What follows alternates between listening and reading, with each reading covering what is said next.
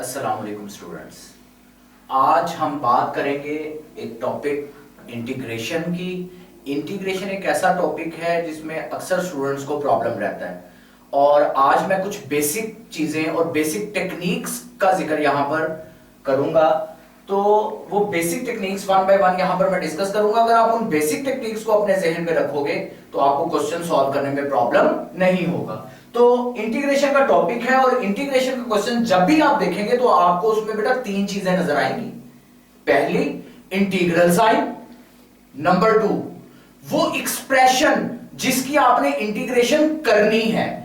और तीसरा, variable of integration. ये जो साइन मैंने अभी आपके सामने लिखा हुआ है, ये साइन, इस साइन को बोलते हैं इंटीग्रल। क्या कहते हैं? इंटीग्रल। ये जो एफ ऑफ एक्स है, that is the expression which is to be integrated, जिसको हमने इंटीग्रेट करना है। F of x is called integrand. Integrand क्या होता है? इंटीग्रैंड एक ऐसा फंक्शन होता है जिसकी हमने इंटीग्रेशन करनी है। और ये फंक्शन अलजेब्रिक भी हो सकता है, ये फंक्शन एक्सपोनेंशियल भी हो सकता है, ये फंक्शन लॉगरिथमिक भी हो सकता है, ये फंक्शन ट्रिग्नोमेट्रिक भी हो सकता है। टेक्निक्स नहीं बदलेंगी। टेक्निक्स जो हमने इसको इंटीग्रैंड को इंटीग्रेट करने के लिए यूज करनी है ऑलमोस्ट वही रहती हैं। वो टेक्निक्स आज मैं सारी आपके साथ डिस्कस करूंगा इंशाल्लाह। और इसके आगे आपको नजर आएगा dx। क्या नजर आएगा? dx। dx is the variable of integration. dx क्या है? वेरिएबल ऑफ इंटीग्रेशन है जिसके रिस्पेक्ट हमने इंटीग्रेशन को परफॉर्म करना है। तो बेसिकली आपको क्वेश्चन में क्या नजर आएगा? आपको नजर आएगा इंटीग्रल का साइन, आपको नजर आएगा इंटीग्रैंड जिसकी इंटीग्रेशन करनी है, आपको नजर आएगा वेरिएबल ऑफ इंटीग्रेशन जिसके रिस्पेक्ट हमने इंटीग्रेशन करनी है। तो यहां पर जो नंबर 2 पे मैं बात आपके साथ डिस्कस करने जा रहा हूं कि अगर हमें किसी एक अकेले कांस्टेंट नंबर की, एक अकेले कांस्टेंट नंबर की इंटीग्रेशन चाहिए हो तो हम वो कैसे परफॉर्म करेंगे। फॉर एग्जांपल देखिए, मैंने इंटीग्रल का साइन लिखा, यहां पर आ गया 5, यहां पे आ गया dx। 5 क्या है? एक कांस्टेंट नंबर है, मुझे इसकी इंटीग्रेशन करनी है। तो यहां पे मेरे अल्फाज सुन लीजिएगा, अकेले कांस्टेंट नंबर की इंटीग्रेशन। ये अकेला कांस्टेंट नंबर है, ये किसी के साथ अटैच नहीं है, इसके साथ कोई वेरिएबल नहीं लगा हुआ, ये अकेला कांस्टेंट नंबर है और मुझे इसकी इंटीग्रेशन परफॉर्म करनी है। तो बहुत आसान काम है। जस्ट क्या काम करेंगे? इस कांस्टेंट नंबर के साथ वेरिएबल ऑफ इंटीग्रेशन को लगा देंगे। क्या करेंगे? लगा देंगे। लगा देने से क्या मुराद है? उसके साथ मल्टीप्लाई कर देंगे। ये 5x। तो आपको पता है कि इंटीग्रेशन जो है वो रिवर्स प्रोसेस है किसका? डेरिवेटिव का। तो 5x का डेरिवेटिव क्या होता है? आप कहेंगे जी 5। तो 5 की इंटीग्रेशन क्या होगी? 5x। तो अकेले कांस्टेंट नंबर की जब भी मुझे इंटीग्रेशन करनी होती है तो मैं जस्ट क्या काम करता हूं? उसके साथ लगा देता हूं किसको? वेरिएबल ऑफ इंटीग्रेशन को। यहां पे वेरिएबल ऑफ इंटीग्रेशन क्या था? x। तो 5 की इंटीग्रेशन क्या होगी? 5x। अब एक और एग्जांपल देख लेते हैं। फॉर एग्जांपल मेरे पास एक क्वेश्चन आ जाता है, इंटीग्रल -7 dx। अकेला कांस्टेंट नंबर आ गया, मुझे इंटीग्रेशन करनी है। तो भाई घबराना नहीं है, जस्ट आपने क्या काम करना है? इस -7 के साथ वेरिएबल ऑफ इंटीग्रेशन लगा देना है। इधर देखें, -7x, इसकी इंटीग्रेशन हो गई। क्लियर? कोई मुश्किल काम तो नहीं है इसमें। जस्ट हमने सीख लिया है कि किसी कांस्टेंट नंबर की इंटीग्रेशन कैसे करनी है। तो अगर आपके पास एक्सप्रेशन में अकेला कांस्टेंट नंबर आ जाए तो घबराना नहीं है कि इसकी इंटीग्रेशन कैसे करें। तो जस्ट आपने उस वेरिएबल, उस कांस्टेंट के साथ क्या करना है? वेरिएबल ऑफ इंटीग्रेशन अटैच कर देना है। जैसे ही आप वेरिएबल ऑफ इंटीग्रेशन साथ अटैच करेंगे उसकी इंटीग्रेशन हो गई। तो कांस्टेंट नंबर की इंटीग्रेशन करने के बाद नंबर 3 पे बेटा मैं आपके साथ डिस्कस कर रहा हूं। नंबर 3 पे जो चीज मैं डिस्कस कर रहा हूं वो इंटीग्रेशन का पावर रूल है। वो क्या है? इंटीग्रेशन का पावर रूल है। एक पावर रूल आपने डेरिवेटिव में पढ़ा है, आज हम बात करेंगे इंटीग्रेशन के पावर रूल की। तो यहां पे मैं हेडिंग दे रहा हूं पावर रूल, कि अगर इंटीग्रेशन में पावर वाला फंक्शन आ जाए, मुझे उसकी इंटीग्रेशन करनी हो तो क्या काम करेंगे? वो मैं इधर अभी आपके साथ डिस्कस करूंगा। For example integral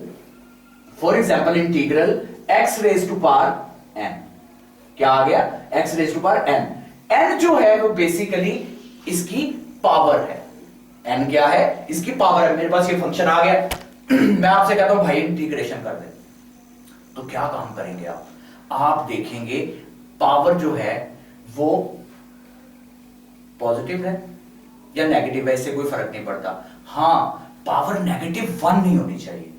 power rule apply करने के लिए पहली चीज जो आपको पता होनी चाहिए वो ये है कि पावर कभी भी -1 नहीं होनी चाहिए। -2 हो जाए, -3 हो जाए, -4 हो जाए, -5, नेगेटिव का कोई भी नंबर हो जाए, पॉजिटिव का कोई भी नंबर हो जाए, नेगेटिव इंटीजर भी, पॉजिटिव इंटीजर भी, रैशनल भी हो जाए, लेकिन पावर -1 नहीं होनी चाहिए। तो यहां पर हम सपोज कर रहे हैं कि जो n जो है that is not equal to -1।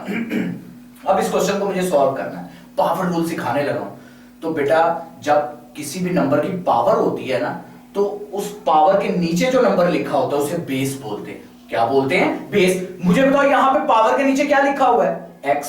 n के नीचे क्या है? x। तो x क्या है? बेस। तो पावर रूल के लिए की पॉइंट क्या है?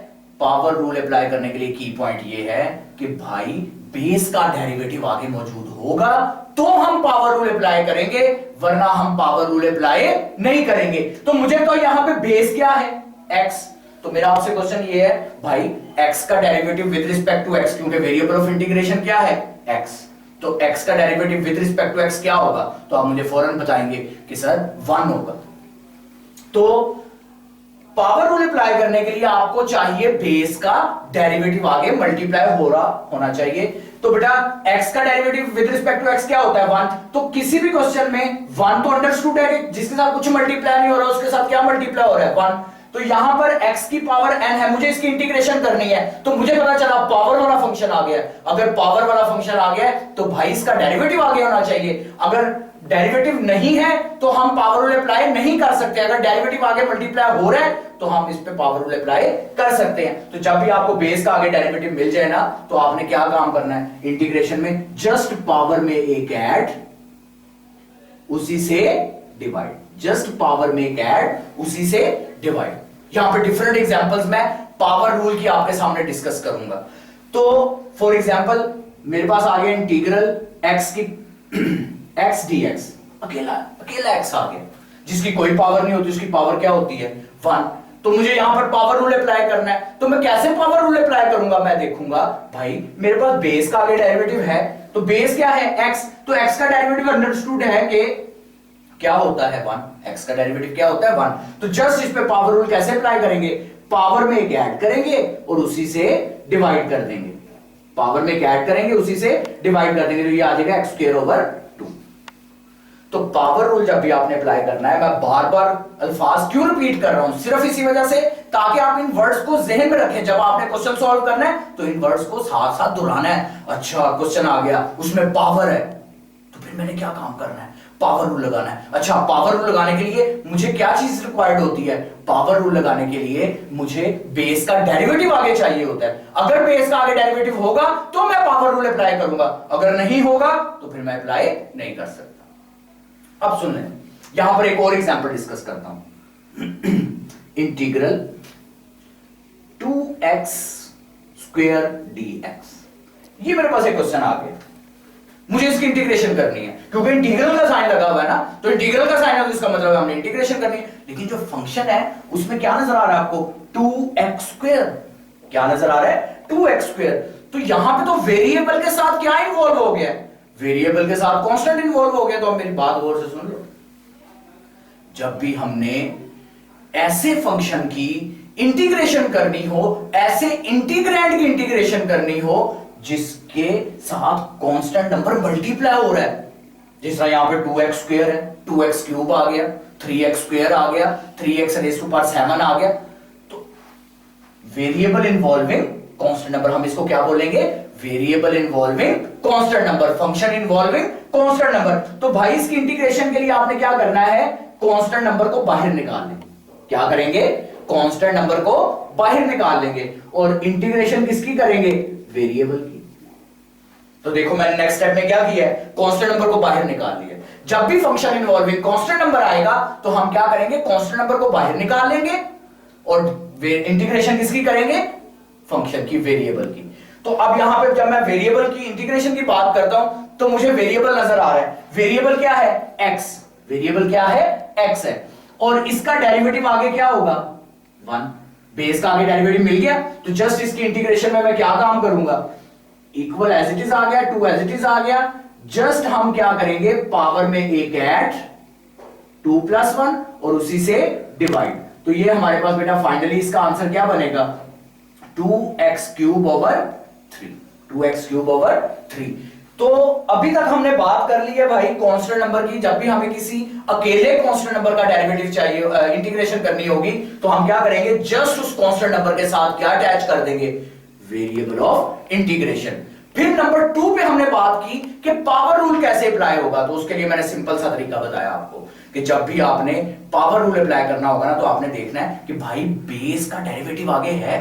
अगर बेस का डेरिवेटिव आगे मौजूद है तो आप क्या करेंगे, जस्ट पावर में कैट उसी से डिवाइड कर देंगे। तो इसमें इससे रिलेटेड मैंने आपको कुछ एग्जांपल्स भी बताई। उनमें से एक ऐसी एग्जांपल थी जिसमें वेरिएबल के साथ क्या लगा हुआ था, कांस्टेंट लगा हुआ था। तो इसको हम बोलते हैं ये कैसा इंटीग्रेंड है जिसमें वेरिएबल इन्वॉल्विंग कांस्टेंट नंबर आ गया है। तो इस केस में हम क्या करेंगे, कांस्टेंट नंबर को बाहर निकाल लेंगे और इंटीग्रेशन करेंगे किसकी, वेरिएबल की। और जब मैंने इंटीग्रेशन ऑफ वेरिएबल की बात की तो मुझे पता चला कि भाई यहां पर तो पावर वाला फंक्शन है, तो पावर वाला फंक्शन तो मुझे इसको इंटीग्रेट करना आता है। कैसे करता हूं, जस्ट बेस का डेरिवेटिव आगे बनाता हूं। जैसे मुझे बेस का डेरिवेटिव आगे मिल जाता है तो मैं जस्ट पावर में ऐड और उसी से डिवाइड कर देता हूं। एक और एग्जांपल मैं आपको दिखाता हूं, यहां पर इंटीग्रल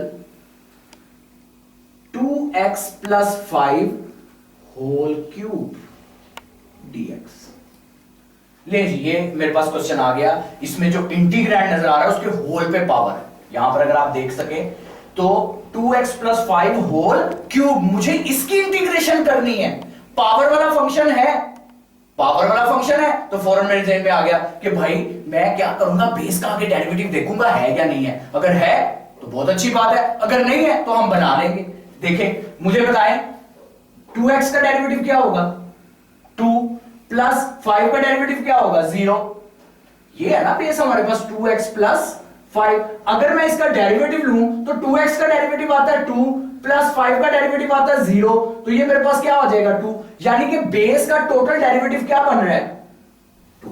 बेस का टोटल डेरिवेटिव क्या बन रहा है, 2। तो मुझे बेस का आगे डेरिवेटिव क्या चाहिए, 2। तो मैं क्या कर रहा हूं, यहां पर इधर देखें, इंटीग्रल 2x + 5 होल क्यूब, 2 से मैंने मल्टीप्लाई किया और बैलेंस करने के लिए इंटीग्रल से 2 से डिवाइड कर दिया। क्या किया, 2 से मल्टीप्लाई किया, 2 से डिवाइड कर दिया।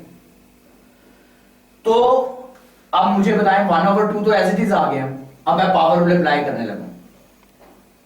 पावर वाला फंक्शन था, बेस का आगे डेरिवेटिव भी मौजूद है, तो जस्ट क्या करेंगे, पावर में एक ऐड 3 + 1 और उसी से डिवाइड 3 + 1। ये इसकी इंटीग्रेशन हो गई। ये हमारे पास आ जाएगा 1/2 इंटीग्रल 2x + 5 की power 4 divided by 4। Next step में बेटा ये 4 2 से मल्टीप्लाई हो जाएगा, तो ऊपर आ जाएगा 2x + 5 whole raise to power 4 divided by 4 2 = 8।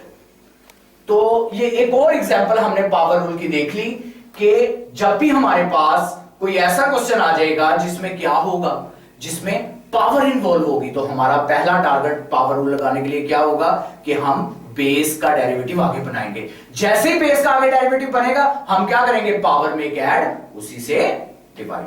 अभी मैंने देख लिया कि कांस्टेंट नंबर, अकेला कांस्टेंट नंबर आ जाए उसकी इंटीग्रेशन कैसे करनी है। मैंने देख लिया कि पावर रूल कैसे अप्लाई होता है इंटीग्रेशन में। अब मैं बात करने लगा हूं डिवीजन रूल की, कि अगर फ्रैक्शन में हमारे पास कोई फंक्शन आ जाता है इंटीग्रेशन में, तो उसमें क्या क्या पॉसिबिलिटीज, क्या क्या टेक्निक्स हो सकती हैं। तो यहां पर मैं आपके साथ अभी डिस्कस करूंगा एक ऐसे फंक्शन को जो फ्रैक्शन में होगा, एक ऐसे फंक्शन को जो फ्रैक्शन में होगा। फॉर एग्जाम्पल यहां पर मैं एक एग्जाम्पल लिख रहा हूं, इंटीग्रल 1/x dx। फ्रैक्शन में फंक्शन आ गया, कुछ न्यूमरेटर है कुछ डिनोमिनेटर है। तो बेटा यहां पर जिस तरह न्यूमरेटर क्या है 1, डिनोमिनेटर क्या है x, न्यूमरेटर क्या है 1, डिनोमिनेटर क्या है x, तो फ्रैक्शन है ना भाई। तो डिवीजन रूल की टेक्निक्स क्या है, डिवीजन रूल जब हमारे पास फ्रैक्शन आ जाए, मुझे इंटीग्रेशन करनी हो, तो भाई डिफरेंट टेक्निक्स यूज होंगी। ये डिपेंड करता है कि वो कौन सी टेक्निक अप्लाई हो रही है। कुछ बेसिक टेक्निक्स यहां पर आज मैं आपके साथ डिस्कस करूंगा। पहली और सबसे इंपॉर्टेंट, हम कोशिश करेंगे नीचे का ऊपर डेरिवेटिव बन जाए। क्या करते हैं? नीचे का ऊपर डेरिवेटिव बन जाए। अगर हमारे पास फ्रैक्शन आ गई है तो मेरा सबसे पहला जो क्वेश्चन होगा कि हमने इसको इंटीग्रेट कैसे करना है। तो फिर उसका जवाब कैसे देंगे आप कि भाई देखेंगे डिनोमिनेटर का डेरिवेटिव न्यूमरेटर में बन रहा है, जो डिनोमिनेटर की पूरी वैल्यू है, अगर उसका डेरिवेटिव न्यूमरेटर में है तो जस्ट नीचे वाली वैल्यू का लॉग ले लेंगे, नेचुरल लॉग ऑफ एक्स। देखो एक्स का डेरिवेटिव ऊपर बना 1, तो नीचे का ऊपर डेरिवेटिव है, तो जैसे नीचे का ऊपर डेरिवेटिव आपको नजर आ जाए तो आपने जस्ट क्या करना है, नीचे वाली वैल्यू का लॉग ले लेना, डिनोमिनेटर का लॉग ले लेना, तो उस फंक्शन की क्या हो जाएगी, इंटीग्रेशन हो जाएगी। फॉर एग्जांपल एक और एग्जांपल देखिएगा, integral 2x + 5 whole raise to power 4, और यहां पर है, बल्कि अभी इतना ही रखते हैं, 2x + 5 आपके लिए आसानी हो जाएगी, बल्कि इसको रख लेते हैं 2x² और यहां पर x रख लेते हैं। तो ये मेरे पास क्वेश्चन आ गया, मुझे इसकी इंटीग्रेशन करनी है। तो पहली चीज तो मैं क्वेश्चन देखूंगा, बहुत रिलैक्स हो गए बेटा, आपने क्वेश्चन देखना है। ठीक है जी, क्वेश्चन आ गया। अच्छा, क्वेश्चन में तो मुझे फ्रैक्शन नजर आ रही है। अच्छा, फ्रैक्शन नजर आ रही है तो फौरन आपके ज़हन में आना चाहिए कि फ्रैक्शन अगर आ जाए तो हम क्या करेंगे, नीचे का ऊपर डेरिवेटिव बनाएंगे। नीचे का क्या करेंगे, ऊपर डेरिवेटिव बनाएंगे। तो बेटा यहां पर देखो, नीचे का ऊपर डेरिवेटिव बनाना है। नीचे का डेरिवेटिव क्या आता है, इस पे x² का डेरिवेटिव 2x, 2x जब 2 से मल्टीप्लाई होगा तो 4x, 4x + 5, 5 का डेरिवेटिव 0, तो 4x + 0 4x। तो नीचे का ऊपर डेरिवेटिव बनाने के लिए आपको 4x चाहिए, 4x डेरिवेटिव बन रहा है, तो ऊपर x मौजूद है, मैं जस्ट क्या काम करूंगा, ये देखें 2x² + 5 मैंने एज इट इज लिख लिया, x मैंने एज इट इज लिख लिया, 4 नहीं है तो मैंने 4 यहां पे मल्टीप्लाई किया और 4 से क्या कर दिया बेटा, डिवाइड कर दिया। बैलेंस भी तो करना है ना, जिससे मल्टीप्लाई किया उसी से हमने क्या कर दिया, डिवाइड कर दिया। और dx वेरिएबल ऑफ इंटीग्रेशन वैसे ही आ गया, इक्वल वैसे ही आ गया, 1/4 वैसे ही आ गया। अब नीचे का ऊपर डेरिवेटिव बन चुका है, तो जैसे नीचे का ऊपर डेरिवेटिव बन जाए तो आपने इसकी इंटीग्रेशन कैसे करनी है, नीचे वाली वैल्यू का लॉग ले लेना। जस्ट क्या करना है, नीचे वाली वैल्यू का लॉग ले लेना है। तो जैसे ही डिनोमिनेटर का डेरिवेटिव न्यूमरेटर में बनेगा तो हम क्या करेंगे, नीचे वाली वैल्यू का लॉग ले लेंगे, तो इसकी इंटीग्रेशन परफॉर्म हो जाएगी। तो अभी तक हमने बात की अकेले कांस्टेंट नंबर की इंटीग्रेशन कैसे करनी है, अगर कोई पावर वाला फंक्शन आ जाएगा उसको हमने इंटीग्रेट कैसे करना है, और इंटीग्रेशन के जो डिवीजन वाले फंक्शंस हैं, कोशेंट वाले फंक्शंस हैं, जिनमें फ्रैक्शन आ जाती है, उसमें एक रूल अभी मैंने आपको बताया, और वो क्या है कि हम कोशिश करेंगे नीचे का ऊपर डेरिवेटिव बन जाए। जैसे ही नीचे वाले फंक्शन का ऊपर डेरिवेटिव बनेगा, हम पावर में नीचे वाली वैल्यू का क्या करेंगे, लॉग ले लेंगे। अब एक और एग्जांपल के तौर पर यहां पर मैं क्वेश्चन लिखता हूं आपके सामने, उसमें भी फ्रैक्शन नजर आएगी, लेकिन वहां पर हमारी टेक्निक जो है वो थोड़ी सी बदल जाएगी। यहां पर अभी मैं आपके सामने लिखूंगा क्वेश्चन, बल्कि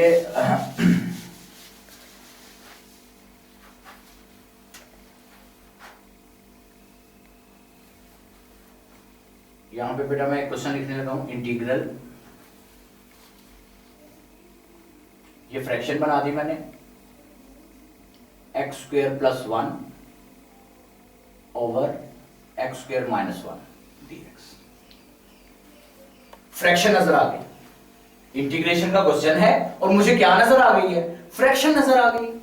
क्या नजर आ गई है, फ्रैक्शन नजर आ गई है।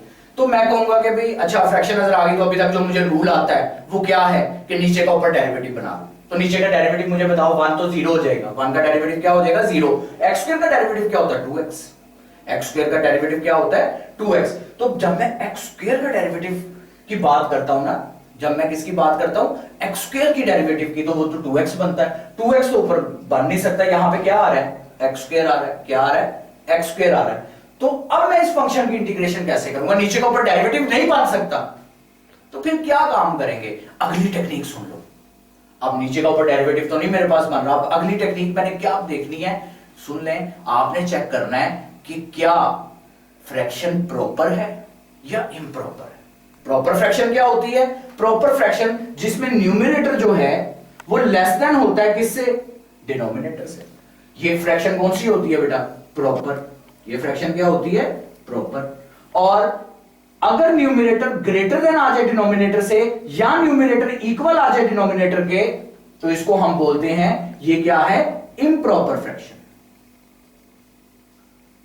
आपके पास इंटीग्रेशन का क्वेश्चन आ गया, उसमें फ्रैक्शन इन्वॉल्व थी, आपने देखा कि भाई नीचे का ऊपर डेरिवेटिव नहीं बन रहा, तो अब दूसरी चीज आपने क्या देखनी है कि कहीं फ्रैक्शन इम्प्रॉपर तो नहीं है। तो देखो, मुझे तो ऊपर फंक्शन की डिग्री कितनी है? 2। नीचे फंक्शन की डिग्री कितनी है? 2। ऊपर भी फंक्शन की डिग्री 2 है, नीचे भी फंक्शन की डिग्री क्या है? 2। तो जब आपके पास बेटा इम्प्रॉपर फ्रैक्शन आ जाए ना, तो उसकी इंटीग्रेशन का तरीका सुन लो, उसकी इंटीग्रेशन की टेक्निक सुन लो, क्या करेंगे? डिवाइड करेंगे। फ्रैक्शन इम्प्रॉपर जो है उसको बदलेंगे किसमें? प्रॉपर में। क्यों? क्योंकि ऊपर फंक्शन की डिग्री और डिनोमिनेटर में फंक्शन की डिग्री इक्वल हो गई। इसका मतलब है numerator is equal to denominator. तो यहां पर आप डिवीजन परफॉर्म कर लें सिंपल, x² + 1 को अंदर रखें और x² - 1 से डिवाइड कर दें। तो ये 1 से डिवाइड होगा, x² - 1, तो नेगेटिव पॉजिटिव ये कैंसिल हो जाएगा, ये बचेगा 2। तो जैसे ही आप इसको डिवाइड करेंगे, तो आपके पास क्वेश्चन आगे चलना शुरू हो जाएगा। इसको बोलते हैं, ये रिमाइंडर है, ये क्या है? क्वोशंट, और ये क्या है? डिवाइजर। अब मैं पूरे क्वेश्चन को लिख सकता हूं, quotient plus remainder over divisor. Quotient क्या है? क्वोशंट मेरे पास है 1, प्लस रिमाइंडर क्या है? 2, डिवाइजर क्या है? x² - 1 integral dx। अब मैं ऊपर वाले क्वेश्चन की इंटीग्रेशन करने के बजाय इसकी इंटीग्रेशन करूंगा। क्यों? क्योंकि इसको मैंने बदल दिया है quotient plus remainder over divisor वाली फॉर्म में, quotient plus remainder over divisor वाली फॉर्म में। तो अब अलग-अलग इंटीग्रल अप्लाई करें। 1 dx इसकी इंटीग्रेशन अलग करूंगा, प्लस 2 कांस्टेंट है, बाहर निकाल लें, इंटीग्रल 1 ओवर x² - 1 dx। अब ये अकेला कांस्टेंट है, अकेले कांस्टेंट की इंटीग्रेशन कैसे होती है? 1 की इंटीग्रेशन होती है x प्लस 2 इंटीग्रल। अब मुझे इसकी इंटीग्रेशन करनी है, फिर फ्रैक्शन। ये क्या है? फ्रैक्शन है। और फ्रैक्शन की इंटीग्रेशन करने के लिए मैं क्या करता हूं? फौरन देखता हूं कि भाई नीचे का ऊपर डेरिवेटिव तो नहीं बन रहा, तो x² का डेरिवेटिव क्या होता है? 2x। तो बेटा 2 तो मैं मल्टीप्लाई डिवाइड करके ले आऊंगा, कांस्टेंट से मैं मल्टीप्लाई और डिवाइड कर सकता हूं, लेकिन वेरिएबल से मल्टीप्लाई और डिवाइड नहीं किया जा सकता। तो यहां पर नीचे का ऊपर डेरिवेटिव नहीं बन रहा। अच्छा, तो फिर मैंने देखा कि मैंने सीखा हुआ है कि कहीं फ्रैक्शन इम्प्रॉपर तो नहीं है, तो मैंने देखा तो नहीं भाई, ये तो ऊपर तो x की पावर 0 है, क्योंकि यहाँ पे x मौजूद नहीं है, और x² ये इम्प्रॉपर फ्रैक्शन भी है, प्रॉपर है, तो फिर क्या काम करें? तो अब देखें जरा, यहां पर ये फॉर्मूला लग रहा है, यहां पर a² - b² का 1 ओवर a प्लस b और a माइनस b dx। मैंने इसका फॉर्मूला ओपन कर दिया। अब मैंने क्या कर दिया? इसका फॉर्मूला ओपन कर दिया। तो मुझे बताओ, अगर आप इस क्वेश्चन को देखो तो इस फ्रैक्शन को यहां पर 2 लीनियर फैक्टर्स नजर आ रहे हैं, और आपने फर्स्ट ईयर में भी और आपने 10th में भी पार्शियल फ्रैक्शन पढ़ी है। तो हम क्या करेंगे? इसको पार्शियल फ्रैक्शन से पहले रिजॉल्व आउट करेंगे। जब ये पार्शियल फ्रैक्शन से रिजॉल्व हो जाएगा तो हम इसकी आसानी से इंटीग्रेशन कर लेंगे, और वहां पे कौन सा रूल लगेगा? वहां पे नीचे का ऊपर डेरिवेटिव आराम से बन जाएगा आपके पास। तो अभी तक मैंने डिवीजन रूल के लिए, डिवीजन रूल में आपके पास 3 जो है वो टेक्निक्स डिस्कस कर ली है। पहली, नीचे का ऊपर डेरिवेटिव बना लो, अगर बन जाए तो नीचे वाली वैल्यू का लॉग ले लो। नंबर 2, अगर नीचे का ऊपर डेरिवेटिव नहीं बन रहा तो जस्ट क्या काम करेंगे? देखेंगे कि भाई फ्रैक्शन कहीं इम्प्रॉपर तो नहीं है। अगर इम्प्रॉपर है तो हम डिवीजन करके quotient plus remainder over divisor वाली फॉर्म बना लेंगे, यानी कि फ्रैक्शन इम्प्रॉपर से क्या बन गई है? प्रॉपर। तो जब आपके पास फ्रैक्शन इम्प्रॉपर से प्रॉपर बन जाए तो आप आसानी से उसकी इंटीग्रेशन कर सकते हैं। इसके अलावा कुछ और टेक्निक्स भी हैं, इंशाल्लाह वो मैं डिस्कस करूंगा आपके साथ नेक्स्ट लेक्चर में। और अगर आपको ये वीडियो समझ आई है, पसंद आई है, तो अभी विजिट करें और अपने आप को रजिस्टर करें www.thevirtualschool.net के साथ, और मजीद इंफॉर्मेशन के लिए कॉल करें 0333 145 883।